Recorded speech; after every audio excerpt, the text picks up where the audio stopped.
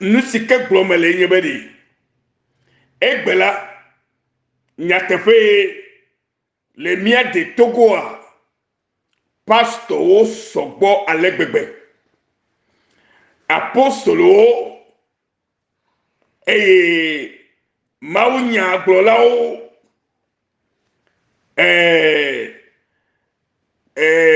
amesio nye gbefa de lao ple bubuawo ke mi atominya bia nye be de ke amesiamele ya wom de ole wo le nyatefe me de ole wo le nyatefe me bena amo katana kpo de ya alo de koe mi le sia wonko bena one globe alo one pomio habe mi wa ma ofodolo alo mi jesi ma wa alo mi nyaleke mi bula ma unyalo alo mi dibe amola kpole de ya numo kata ile be viere na mi ma elabe mi mano enya blonko alo ano eliadonko vo totroma no vava mola kenye nusike mele tepo no vinye megale egbe ya chorida o le kapupo yame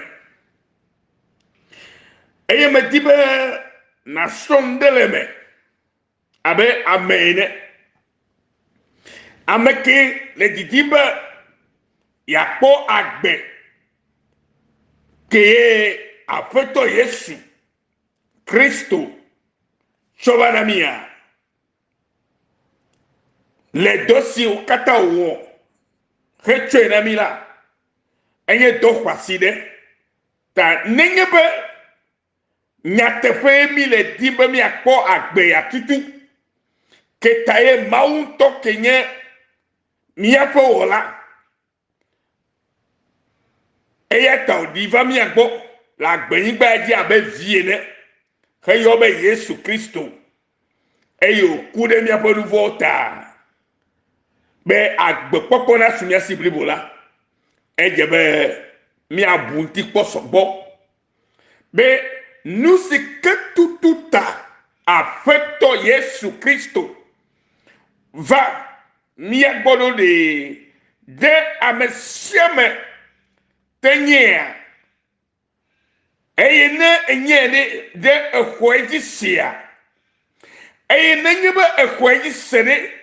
de ekpode dia nyebe ekpode de kakarji la siobana ima gagné amesike alaga o nouveau wa kakarji la siobana mauvi nenyea kakarji la siobana ekho bogaji enyatefea ela be nu yo jimi ano petem do ne amesiame ya bena nyonyo brevovo nti fafa pe agbe akata fo popo ke aga po mavo tola nena nye gomene mi amegbeto kata elabe egbela ne mi sonde no alo mi yinu me videla mi pobe amegedo de kakuyo de tugbeo opo susu kwenye be wa trosi kesinoto eyata nanyebe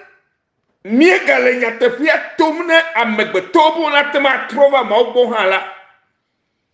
esike miabe esohe gbeto pre de kakuyo pre de tugbeo ofan kuo do flolu de ega be kesinonu didi untila o jemo heide koto me o ide gbogbo que onye beble gbogbo que la glo fo luvola afima o dasio do ko val gatamdo bena yo akpoke sinonu la igba ji koa esuna yo eta o levi fie na mia mesio yo be gbeta kola o mawo nyagbola o pastor apostolo bele bubu katabe mi akpogbo nyire bena mi le nyatefia gbolomna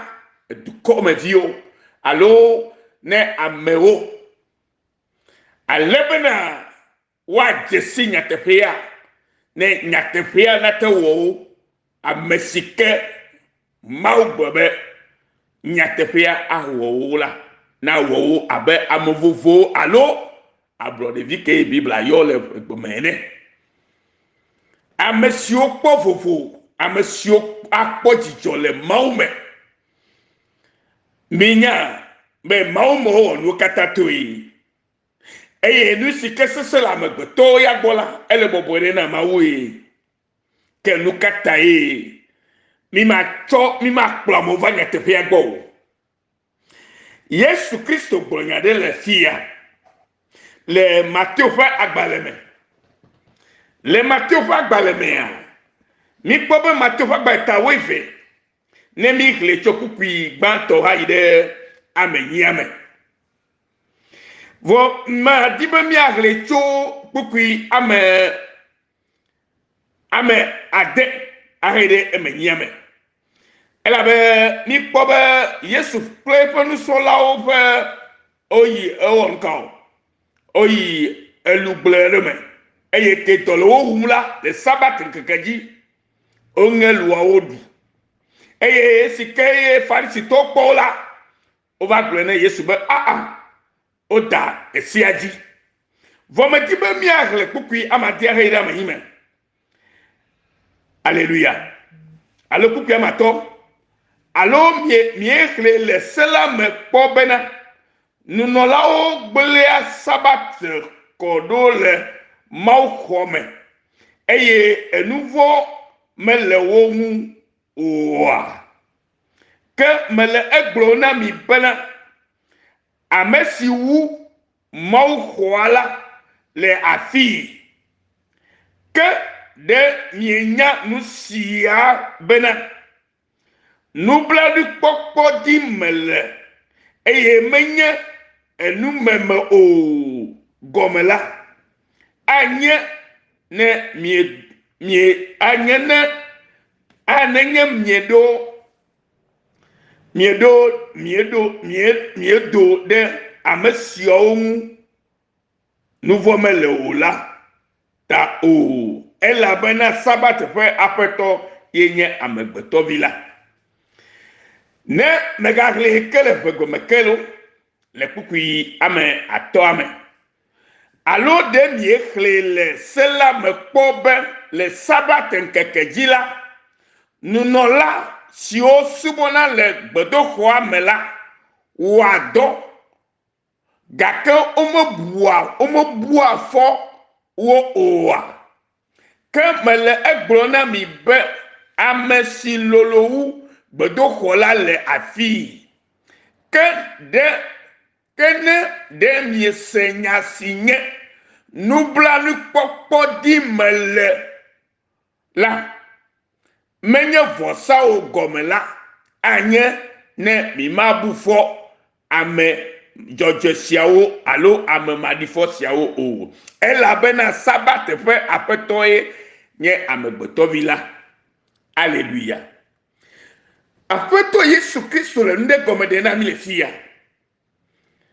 be ame kɔkɔewo ame maɖifɔwo nye sia be ele gbɔgbɔ na be le woƒe sewo ƒe kɔnu nɔ alo woƒe sewo ƒe ɖoɖo me yi ma me la nenye be ame siwo dɔ wɔm le aƒea me la ke wonye nunɔlawo la ne dɔ wò la woɖua nu siwo le aƒea me ke ye womeda vo eya ta nenye be egbe mietɔ se nublanukpɔkpɔ ke dim aƒetɔ le menye vosa wo gome la anye ne be mi ma bufo ameleke alo mi ma glome amele abufo be amele me na menya me joji o nubla nu pokpo ye Kristo tso fanami e Kristo tso nubla nu pokpo fanami e tso de pokpo fanami le pa menu feve do wa me e mi kudo ne mi kwesela mi ma ga kpo esiaji o me blo ne bena mau penya blo me esiala enyimia petita alo enyimia pe kekeli sike klena mi e kpo mi ado kole seme